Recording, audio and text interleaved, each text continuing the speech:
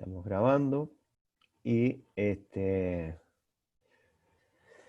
y arrancamos. Bueno, hoy es lunes 13 de julio, son las 10:15 y empezamos la última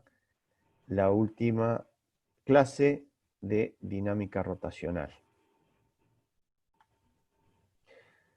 Como acá. Bueno, ahí están viendo mi mouse y están viendo...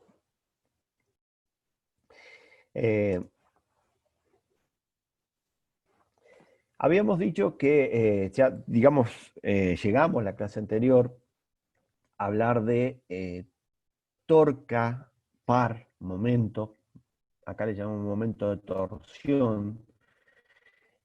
Es una fuerza aplicada a un cuerpo que puede rotar, a un cuerpo como color, que siempre dudo por el color, pero bueno, digamos celeste. Si yo le aplico una fuerza que no pasa por el centro, que tenga una distancia o lo que se llama brazo de palanca cuando está a 90 grados, esta fuerza por esta distancia me va a producir una torca que va a hacer que este cuerpo gire. Esta fuerza va a ser en sentido antihorario y F2 con el brazo de distancia brazo de palanca de 2 va a producir un movimiento horario. Entonces, esto dice, cuando se ejerce una fuerza sobre un cuerpo rígido que gira alrededor de un eje, el objeto tiende a girar en torno a ese eje. La tendencia de la fuerza a hacer girar se llama momento de torsión, tau, y el momento de torsión se define por el radio y fuerza por el seno del ángulo, o lo que es lo mismo, el brazo de palanca, fuerza por brazo de palanca, o brazo de momento, dF, la fuerza F1 tiende a hacerlo girar contra, como les decía, las agujas del reloj, y F2 a favor de las agujas del reloj. El momento total, el momento neto o resultante, va a ser la sumatoria de las dos. Fíjense que uno va a tener ese signo positivo, el que gira en contra de las agujas del reloj, y a favor de las agujas del reloj negativo. Acá tienen para este ejemplo, que es una palanca, yo le aplico una fuerza, va a haber una F coseno que va a estar, descompongo en una línea que pasa por el centro. Esta fuerza no produce momento, claro, porque no tiene brazo de palanca, y esta sí tiene el brazo de palanca, que es R. Entonces, R por F seno, fíjense, R por F seno,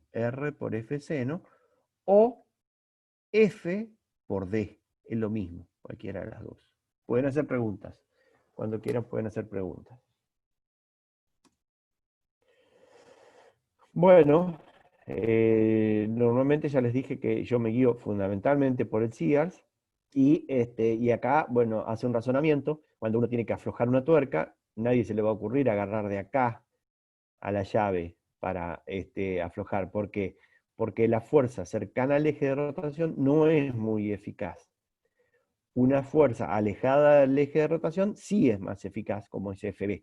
Y una FC, si alguien quiere aflojar una tuerca o ajustar una tuerca dirigiendo la fuerza hacia el eje de rotación, no tiene ningún sentido. Entonces, ahí tienen un análisis de qué hacen las fuerzas. Esto es absolutamente intuitivo, ¿no? Para aflojar un tornillo apretado o ajustar un tornillo. La torca de una fuerza alrededor de un punto es el producto de la magnitud de la fuerza y su brazo de palanca. Dice, F1 tiende a provocar una rotación en sentido antihorario alrededor del punto O, así que la torca es positiva. F1 por L1, acá tienen, F1 por L1. Después, la línea de acción, perdón, F3 pasa por el punto O, por lo que el brazo de palanca y por ende las torcas son 0. Esta F3 no produce torca. F2 tiende a provocar una rotación en sentido horario alrededor del punto O, así que la torca es negativa. Tau 2 es menos F2 por I2. Está un poquito más explicado lo que hablábamos recién. Y acá está el cuerpo. Es decir, el cuerpo. ¿Alguna pregunta? Me levantan la mano o escriben en el chat. Está Martín escuchando. Bueno, 3 formas de calcular la torca de la fuerza F en torno al punto O. En esta figura el radio vector y la fuerza vector están en el plano de la página, o sea, el plano de la pantalla. Y el vector torca apunta hacia afuera. El vector torca apunta hacia afuera. En el caso de este dibujo a la izquierda, la torca, recuerden esto, que se dibuja un punto, porque ustedes ven la punta de la flecha. Si fuese entrando a la página, verían una cruz. Entonces, tres formas de calcular la torca. Tau, F por L, que es el brazo de palanca, RF por seno del ángulo, o F tan por R. Fíjese que F tan por R, F tan es esta, por R. Acá tienen R, celeste y rosadito pálido. Después F, rosado fuerte, por L, que es esta primera. F por L es lo mismo, o sea, tanto L por F como R por F tan, o R por F seno de seno, porque acá está el ángulo, seno es el cateto opuesto, entonces cualquiera de las tres les da la torca, entonces de esa manera tienen la torca producida por esta fuerza en esta palanca. Y después también volvemos a la regla de la mano derecha. Si usted enrosca los dedos de la mano derecha en la dirección de R hacia la dirección de F, su pulgar estirado apunta en la dirección de tau. Entonces, si estamos roscando, desenroscando, acá tau es hacia arriba. En cambio, si estamos roscando, tau es hacia abajo. Sería una rosca derecha, digamos. Una rosca derecha, digamos. Se enrosca, tau empuja hacia adentro y se desenrosca y sale hacia afuera. O sea, sentido horario aprieta y sentido antihorario afloja. Bueno, acá tiene un ejemplo muy simple que dice que F1 es 5 newton y R1 es 1 metro. Entonces es 5 newton metro sería tau para este radio y esta fuerza. En cambio, F2 por R2 dice F2 tiene 15 newton y R2 0,5 metros, multiplican esto, les da 7,5 newton metro. Entonces, evidentemente, esto va a girar en sentido antihorario porque esta torca es mayor. La producida por F2 y R2 es mayor. Un ejemplo muy simple. Bueno, ¿qué pasa con la aceleración angular? Alfa. Nosotros hablamos de que es una fuerza aplicada a un radio provoca que ese elemento que está girando comience a acelerarse. La aceleración angular está dada por alfa, por el valor alfa que es en radianes por segundo al cuadrado. Entonces, una partícula de masa m, que gira alrededor de un círculo de radio r. El momento de torsión, o sea, la torca, alrededor del centro del círculo es F tan por R. F tan por R. Pero F es masa por aceleración tangencial. Aceleración tangencial es alfa por R. Entonces en vez de A escribo alfa por R. Y acá me queda mr cuadrado por alfa. En la clase anterior dijimos que mr cuadrado era el momento de inercia, I. Entonces acá tenemos que tau es igual a I por alfa. Y esto era el momento de torsión que actúa sobre la partícula es proporcional a su aceleración angular. Esto dijimos que era la segunda ley de Newton en movimiento rotacional, donde fuerza es igual a masa por aceleración. En rotación, fuerza es torca. En rotación, masa es momento de inercia, que esto estaba dado por la distribución de las masas en el cuerpo. Es lo que vamos a ver ahora en la carrera de los cuerpos geométricos. Y la aceleración A se transformaba en rotación en alfa. ¿Alguna pregunta? Bueno, para un cuerpo rígido, Ahí Tomás Carlos está preguntando si puede repetir la primera fórmula, la explicación de la primera fórmula porque se le cortó un poquito. esta. Bueno, eh, estamos hablando de esta, ¿no? O de la anterior. ¿Me Creería que puede, sí. A ver, sí, esa es.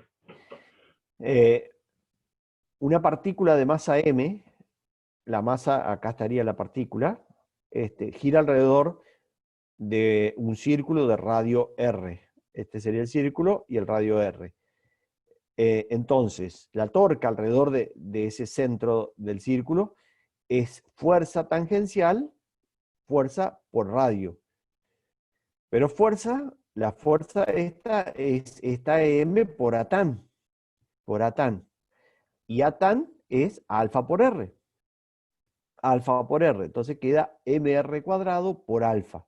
Y mr cuadrado, en clases anteriores ya dijimos que era momento de inercia. Entonces, esta fórmula es la segunda ley de Newton equivalente al movimiento rotacional, donde fuerza se reemplaza por torca, masa por momento de inercia y aceleración por aceleración angular. Eso es lo que dije. Para un cuerpo rígido, el elemento diferencial de masa tendrá una aceleración angular alfa t. O sea, yo de este cuerpo amarillo tomo un pequeño punto, que es el diferencial de masa, al que le voy a aplicar un diferencial chiquito de fuerza, digamos, tangencial. Lo mismo que recién, pero tomado ya en, digamos, para un cuerpo. Diferencial de masa por aceleración tangencial. La torca será ese diferencial por el radio. Entonces me queda esto multiplicado por el radio. Pero esto era R por alfa. Entonces me queda R cuadrado alfa diferencial M. Y el momento de torsión total es la integral de este diferencial. Como alfa es constante, sale fuera de la integral y queda la integral de R cuadrado diferencial M, que esto es momento de inercia mucho mejor que el anterior, digamos. Esto realmente es la definición de momento de inercia. La integral de R cuadrado por diferencial M. Y acá demostramos de nuevo que queda I por alfa, que la torca es I por alfa. Recuerden que I va a depender de las masas, de toda esta masa distribuida alrededor del punto de rotación. Bueno, acá tenemos otro ejemplo. Dice, esto está cayendo por su propio peso, que tiene una masa m, está rotando, acá estaría el centro de rotación, L sobre 2, L es total. Entonces, ¿cuál es la torca que hace que esto gire, digamos, que caiga así? F por D, donde F es M por G y D es L sobre 2. Si tau era I por alfa, alfa es tau sobre I. Alfa es tau sobre I. Bueno, entonces, tau es lo que escribimos acá, mg por L sobre 2, y el momento de inercia sale de las tablas, que hablamos un poco de las tablas esas, digamos que es un tercio de m por L cuadrado, un medio de m por L cuadrado. Fíjense que no importa cuánta masa tenga, porque las masas se simplifican, y queda la aceleración angular va a ser directamente proporcional a G e inversamente proporcional a L. Cuanto más largo sea la barra, más larga sea la barra, menor va a ser la aceleración angular.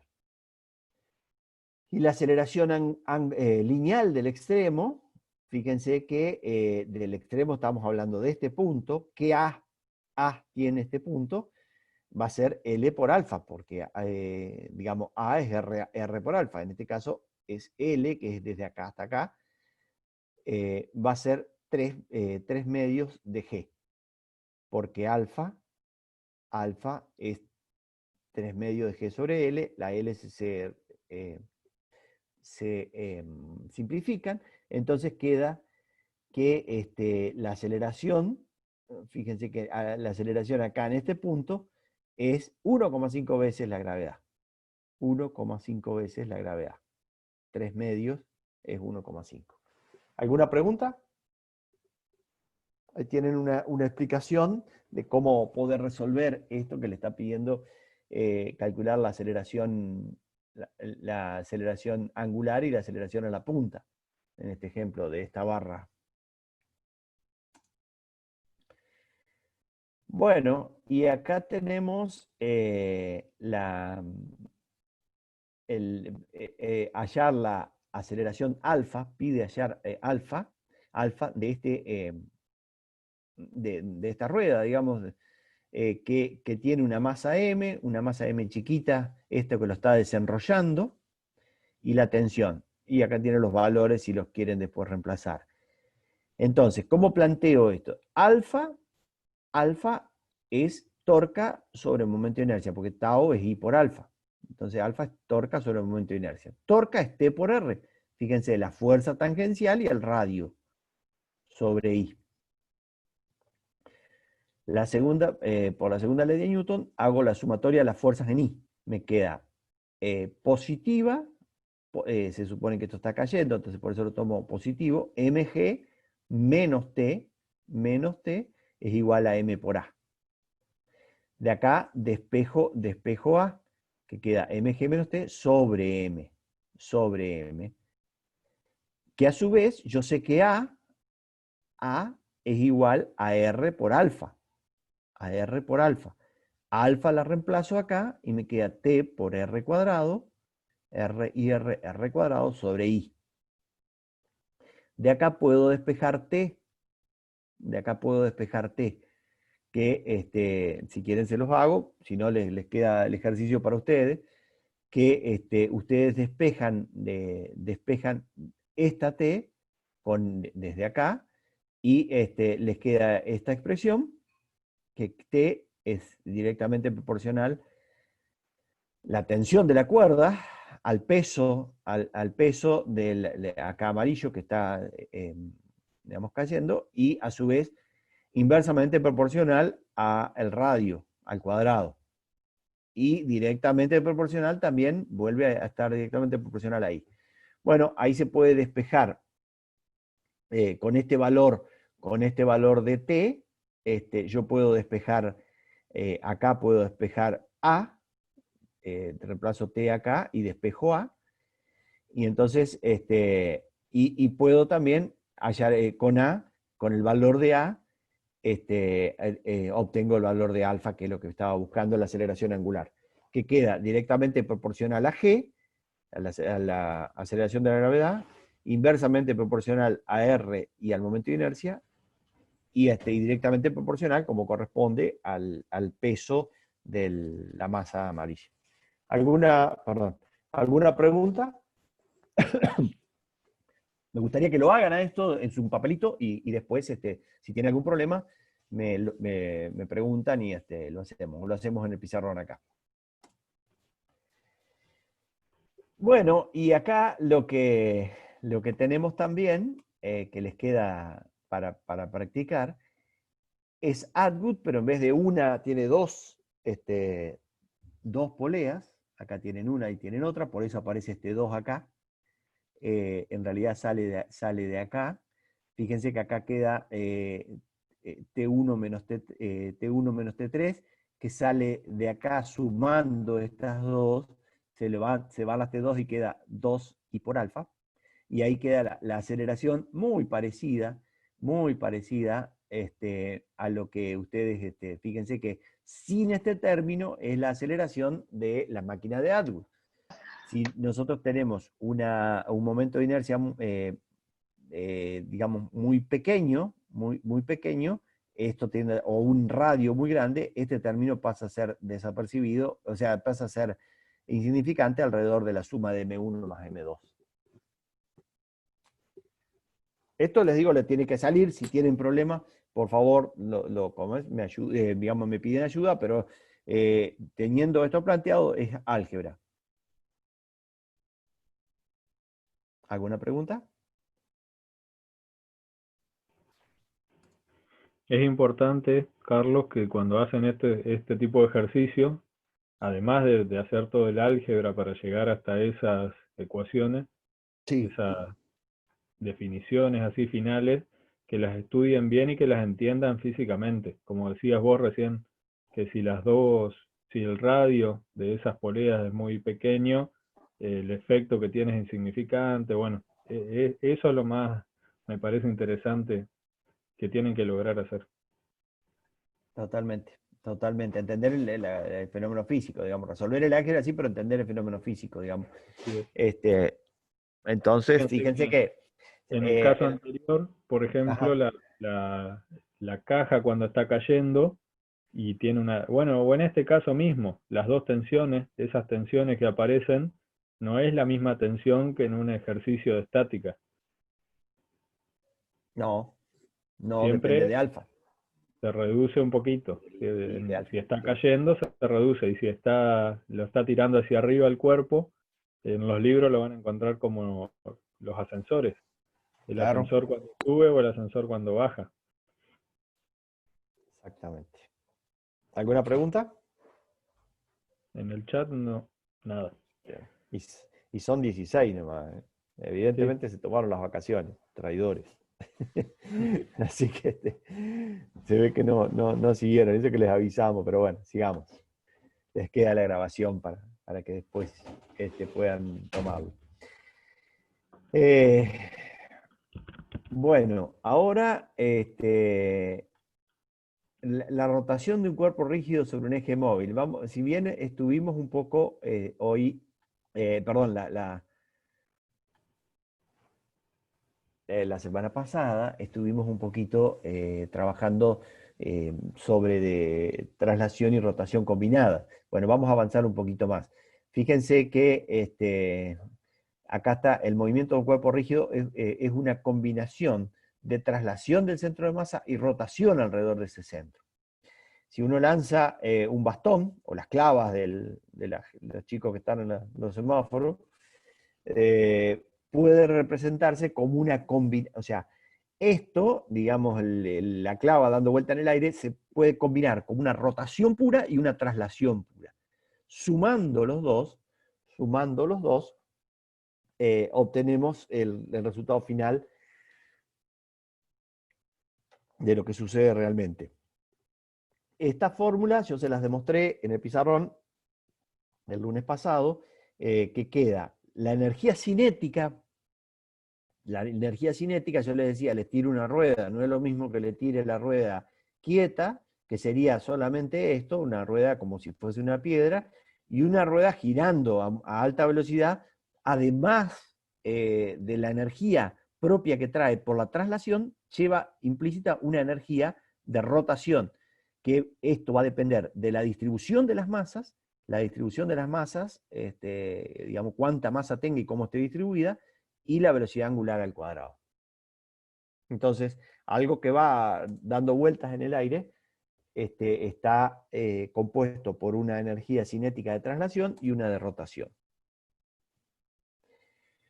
Bueno, y acá está más prolijo el dibujo que les había hecho en el pizarrón la clase anterior, dice rodamiento sin deslizamiento.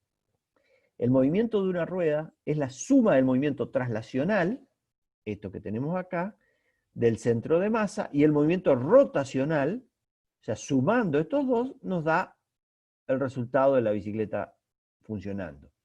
La traslación del centro de la masa de la rueda a una velocidad de centro masa, o sea, toda la rueda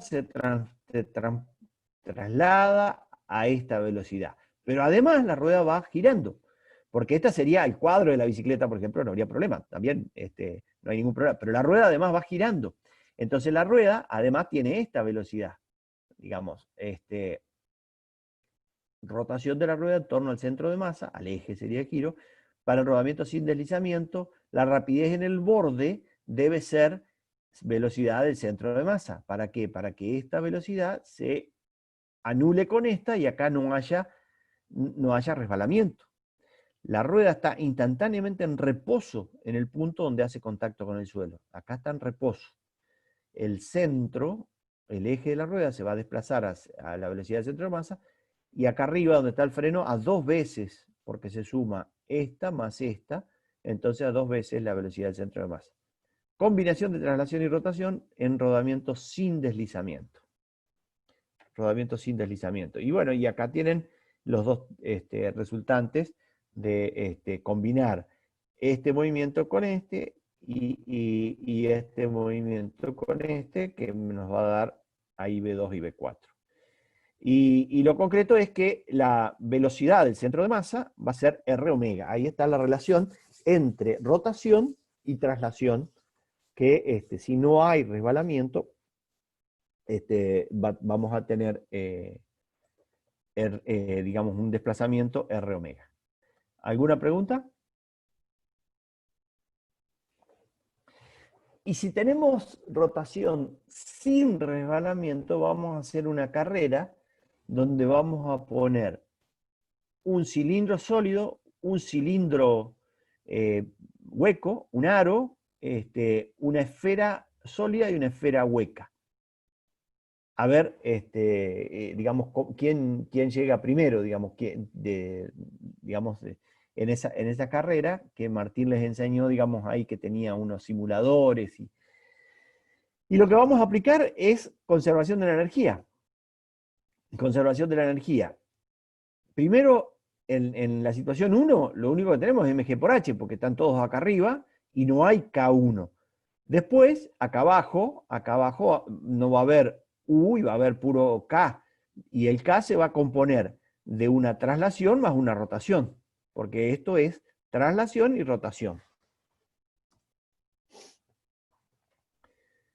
Entonces, ahí tenemos K1, la misma fórmula, K1 más U1 es, fíjense que U1 es mg por h, y K2 va a tener una energía dada por la traslación, o sea, por la velocidad del centro de masa de cada uno de los cuerpos, pero a su vez va a tener una energía de rotación también, una energía de rotación. Esa energía de rotación, como vimos recién, en un poquitín, era I omega cuadrado. I omega cuadrado. Omega es B sobre R al cuadrado. Y es M por R cuadrado por C. ¿Qué es este C? Que es la clave de este problema. Si ustedes se fijan en cualquier tabla, para un cilindro sólido, I es C por mr cuadrado. Para un cilindro hueco es C por mr cuadrado. Para una esfera sólida es C por mr cuadrado y para una esfera hueca es C por mr cuadrado. Siempre es mr cuadrado y va a haber un número que va a ir desde 0,4, 0,5, 0,6 a 1, que va a representar el valor del momento de inercia. El valor del momento de inercia. Entonces, fíjense que mg por h, despejando, digamos, y resolviendo, queda 1 más c por m por v cuadrado del centro, velocidad al cuadrado del centro de masa. Despejando la velocidad del centro de masa, la rapidez en la base de la pendiente o la rapidez en cualquier momento, en la base, claro, porque si tomamos 2g por h, 1 más c. ¿Qué significa esta c? Digamos que cuanto más chiquito, más chica sea esta c, más rápido va a ir, más velocidad va a desarrollar. Entonces, si yo miro acá, ¿quién va a ser más rápido? La esfera sólida. Después le va a seguir el cilindro sólido, después sigue la esfera hueca y llega último el cilindro hueco. El cilindro hueco llega, llega último. Observen que no importa la masa, no importa el radio, lo único que importa es la forma. Este resultado es sorprendente. La rapidez no depende de la masa, ni del cuerpo, ni de su radio. Todos los cilindros sólidos uniformes tienen la misma rapidez abajo, aun si su masa y su radio son diferentes, porque tienen la misma C. Todas las esferas sólidas tienen la misma rapidez. Cuanto menor sea C, mayor será la rapidez del cuerpo en la base y en cualquier punto de la bajada. Los cuerpos con C pequeña siempre vencen a aquellos con C grande, porque menos de su energía cinética se dedica a la rotación y más a la traslación. Si leemos los valores de la tabla anterior, vemos que el orden de llegada es cualquier esfera sólida, cualquier cilindro sólido, cualquier esfera hueca de pared delgada y cualquier cilindro hueco de pared delgada. ¿Se entendió? Miro el chat a ver qué dicen. No está tranquilo el chat. Ah, está. No, Habían preguntado nada más. Después le... después les contesto. Sí, sí, ya lo subí al video en mi canal de YouTube. Bien. Bueno, quedó entendido lo que es la carrera esta y cómo se resuelve. Cómo se resuelve directamente, digamos, después le pueden dar valores ustedes, digamos, como quieran, digamos. Ahí fíjense que con el valor de C les da directamente la velocidad final, digamos, depende de la altura. Es Lo que no interesante. aparece en esta explicación, Carlos, es la cuestión del tiempo. El tiempo no está por ningún lado acá. Por ahí Claro, llegar a confundir un poco eso, pero bueno, porque está hecho sobre trabajo y energía. claro. Entonces, si bien todos los cuerpos tienen la misma energía cuando están arriba de la pendiente y tienen la misma energía cuando están abajo, porque se conserva la energía, van a llegar abajo en distintos momentos, distintos tiempos. Ahí está lo que tienen que ver ustedes, digamos, desde la cuestión cinemática, que esto está encarado netamente sobre la cuestión dinámica. Por ahí cuando lo vean, cuando lo hagan, si lo hacen en sus casas o con un simulador, van a dar cuenta, se van a dar cuenta que el cuerpo con mayor momento de inercia, al tener una aceleración lineal menor, va a llegar más tarde a la parte de abajo. Pero Sí, nada. esto es la velocidad ya del primer instante, o sea que en el primer instante hay un cuerpo que se adelanta, digamos, porque va a tener una velocidad mayor, digamos, y con más razón, cuanto más recorra, ¿no? Así que fíjense que para cualquier H, siempre va a haber, va a estar este orden de llegada, ¿no? ¿Hay alguna pregunta? Si leyeron algo sobre eso que yo puse del cicloide, también lo podrían, sería interesante hacerlo sobre un cicloide a la Ah, carrera, claro. y en realidad lo que va a hacer el cicloide es que el tiempo de cualquiera de los cuerpos sea el mínimo tiempo que ocuparía un cuerpo en llegar hasta la base de esa pendiente con forma de cicloide, ¿no? Entre recorrer dos puntos. Pero pregunta Tomás, si sos Claro, lanzado hacia arriba, en una rampa, ¿cómo funcionaría esto?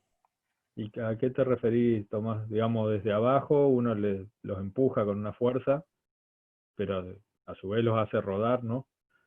Sin deslizamiento. está bueno, está buena la pregunta, Tomás. Fíjate que si yo lo lanzo hacia arriba, voy a necesitar un trabajo va a ser una fuerza por una distancia que le va a proporcionar una cierta energía.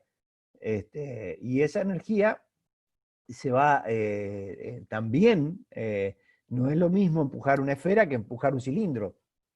Se va a producir algo de gasto en energía rotacional y algo de gasto en traslacional. Entonces el resultado va a ser exactamente el mismo. Vos con el mismo trabajo que estás empujando, va a llegar más arriba, la que sea más fácil digamos, de nuevo la esfera sólida va a llegar más alto. A ver si se entiende lo que está diciendo Tomás.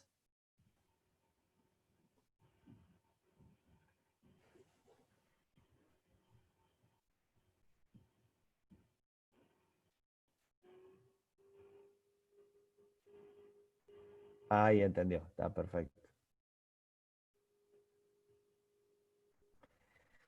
Está bien. Es lo mismo, digamos, recuerden que era reversible, la caída libre digamos, ocupábamos lo mismo. Bueno, trabajo y potencia en el movimiento rotacional, trabajo y potencia en el movimiento rotacional. Dice, una fuerza tangencial aplicada a un cuerpo en rotación efectúa trabajo, F tan por el radio.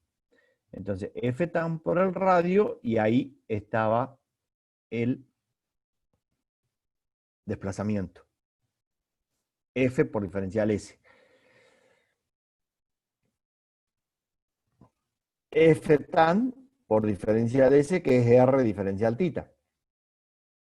F por R, F tan por R es la torca debida a la fuerza. Entonces queda tau por diferencial tita. Si nosotros integramos esto, si integramos tau diferencial tita, nos queda que el trabajo es tau por la variación por el desplazamiento angular, tau por delta tita. Y si a esto nosotros lo diferenciamos y lo vemos en la cadencia, en el tiempo, el trabajo en el tiempo le llamamos potencia. Torca queda como está y el ángulo en el tiempo es la velocidad angular. Entonces nos queda que potencia es torca por velocidad angular. 200 caballos nos da tantos newton metro a tantas RPM, lo que yo les dije de algunos digamos, vehículos, digamos. ¿Alguna pregunta?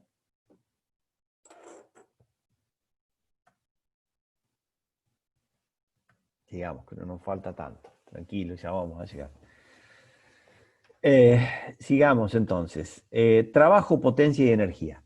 El trabajo hecho por la fuerza al girar el cuerpo rígido, como les dije recién, el trabajo es fuerza por diferencial S. Esto que les mostraba, acá, diferencia, fuerza por diferencial S. Acá tenemos esta fuerza con este ángulo. Entonces, F seno es la fuerza que va a ser paralela a diferencial S, que es F seno por R por diferencial y diferencial tita.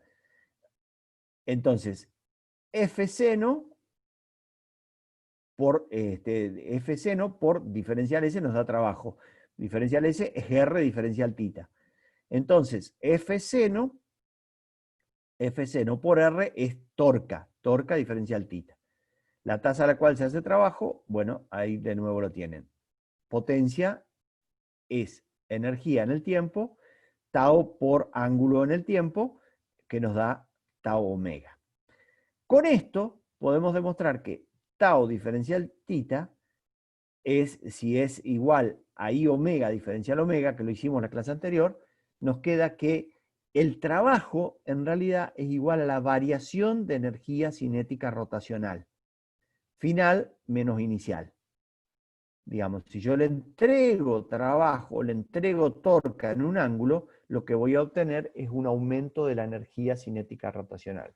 El trabajo realizado por las fuerzas externas, al hacer girar un objeto rígido simétrico alrededor de un eje fijo, es igual al cambio de la energía rotacional del objeto.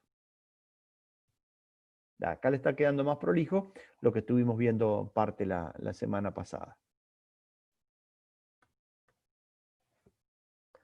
Bueno, y acá Profe, tenemos... ¿puedes volver un poquito para atrás así Sí, termino de cómo no. copiar la definición? Sí, por favor, ahí está. Gracias. Avísame y seguimos. Les decía, en la clase semana pasada hicimos la demostración de esta ecuación, acá les queda un poco más prolija.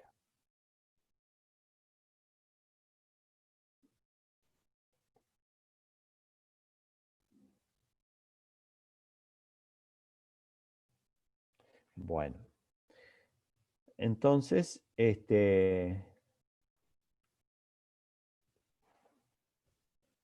¿a ustedes no les funciona hacer imprime pantalla y van poniendo en un Word las pantallas?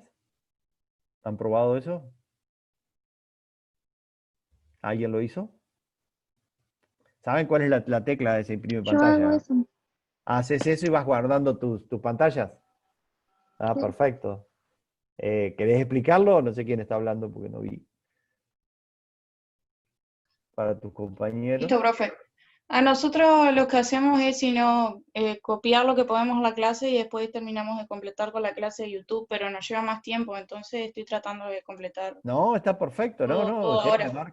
me marcan la cadencia. Lo que pasa es que yo les decía que es muy fácil si ustedes ponen imprimir pantalla y lo van pegando en un Word que tengan abierto, imprimen pantalla y lo pegan. O sea, imprimen pantalla y después control V corta. Entonces, Sí, se entiende. ahí lo pueden hacer. Bueno, sigamos, no importa, estamos con tiempo. Fíjense que acá tienen Atwood de nuevo, con una variación de energía. Fíjense, delta K es la energía cinética final menos la energía cinética inicial. Si la energía cinética inicial es 0, la energía cinética final va a ser igual a 1/2 de la masa por la velocidad final al cuadrado de m1, más 1/2 de la masa por la velocidad final al cuadrado de m2, más 1/2 de I omega final al cuadrado para la polea. Si sumamos las variaciones de energía cinética potencial de 1 y de 2, tiene que ser igual a 0. Entonces, delta, la variación de delta U sub 1, M1G por H, M por G por H de M1 y M por G por H de M2. Si ustedes resuelven esto, vuelven a llegar a la misma ecuación que estábamos viendo hoy, donde lo único que acá había un 2 en el anterior porque eran 2 ruedas, en este caso es una sola, y fíjense, con un radio muy grande o una I muy pequeña, este término desaparece y queda la ecuación de Atwood, digamos, que ustedes ya lo vieron. Por eso también la máquina de Atwood que tenemos en el laboratorio tiene agujeritos todo alrededor acá para bajar ese momento de inercia. Bueno, acá tienen otra forma también para probar.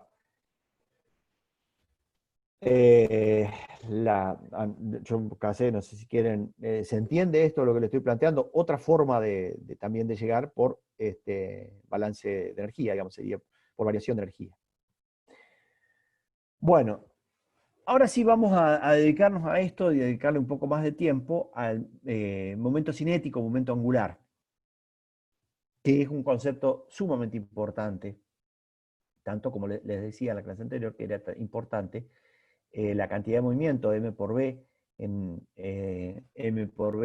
la parte de translacional, ahora M por B por R, el momento angular. Entonces tenemos cantidad de movimiento P, M por B de una partícula M, pero ahora asociada a un radio. Esta partícula M está girando alrededor. Entonces va a aparecer una nueva cantidad que se llama momento angular, que va a ser ese radio por esa cantidad de movimiento MB. Una partícula tiene una velocidad y tiene una masa, entonces tiene una cantidad de movimiento. Por el radio tiene una cantidad de movimiento angular o momento angular. Y de nuevo, fíjense que acá es vectorialmente R por MB, pero en realidad es brazo de palanca, que es R seno por MB. O también MB por L.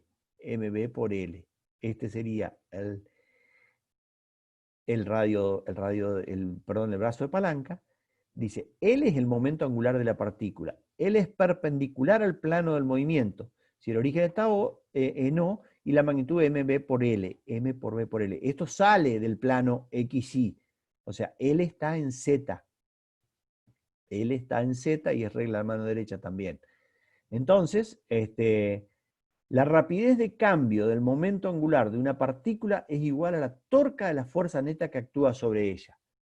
Esto lo demostramos en la clase anterior, que si yo hago la variación de L respecto al tiempo, es igual a R por F, que es igual a la torca.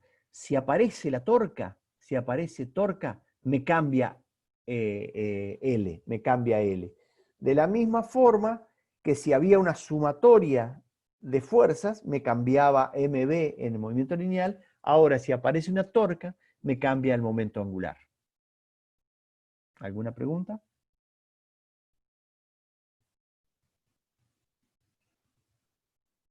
Miro acá.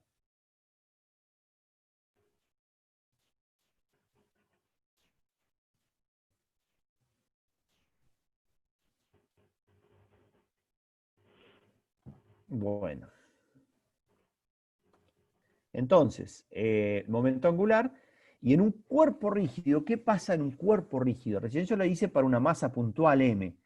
Si yo tengo un cuerpo de estas características, acá están dibujados los tres ejes, X y Z, tomo una pequeña masa, M sub I, una masa que tiene una B sub I, que es igual a RI omega. Entonces, fíjense que tomo una M sub I por una RI omega, que digamos, esta sería la velocidad B sub I, por RI, que me va a dar el L sub I, momento angular de la iésima partícula del cuerpo rígido, del cuerpo rígido. L sub I es perpendicular al plano de movimiento, si el origen está en ese plano, y tiene una magnitud de M por B por R, o M por R cuadrado por omega. Digamos, si yo reemplazo B por R omega. Bueno, si yo quiero saber todo el cuerpo, L, qué momento angular tiene todo el cuerpo, tengo que hacer la sumatoria. Y la sumatoria de los mr cuadrado era I. Entonces me queda que el momento angular es I omega. El momento angular es I omega. Esto es el equivalente a P igual a M por B. P igual a M por B. Cantidad de movimiento, masa por velocidad. Momento angular, cantidad de movimiento angular, masa rotacional, que es I, o sea, inercia rotacional, por velocidad angular. Momento angular por un cuerpo rígido que gira alrededor de un eje de simetría. Fíjense que L es I omega. L es I omega. Bueno, y lo que tenemos acá, que la rotación alrededor de un eje de simetría omega, en la rotación alrededor de un eje de simetría, omega y L son paralelas y están sobre el eje. Las direcciones de ambos vectores están dados por la regla de la mano derecha. Cuando hace 3 clases atrás decíamos cómo ubicábamos el vector omega en el eje de rotación, lo hacíamos con la regla de la mano derecha. Como ahora ustedes vieron ahí que L es igual a I omega, obviamente que estos vectores están en el mismo eje y se obtienen de la misma forma. L y omega. Si hay un giro antihorario, serán en este sentido. Si el giro es horario, serán en este sentido. Si usted enrosca los dedos de su mano derecha, la dirección de rotación, el pulgar derecho apunta a la dirección de omega, y si el eje de rotación es un eje de simetría, está también la dirección de L. ¿Alguna pregunta?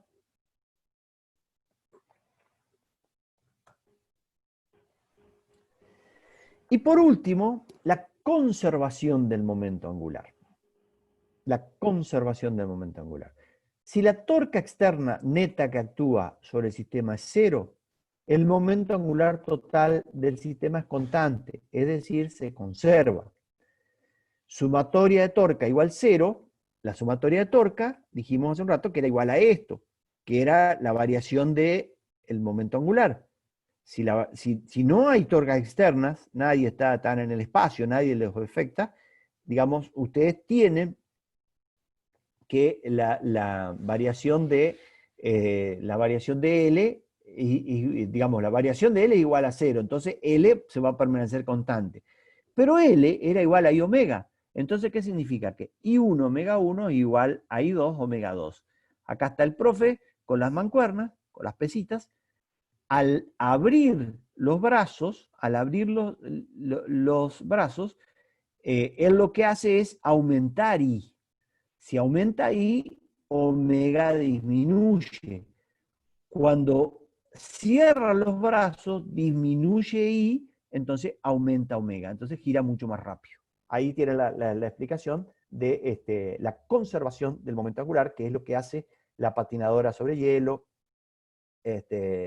digamos, o los bailarines en general, que toman impulso con los brazos y las piernas extendidas, y después se cierran y giran mucho, mucho más rápido.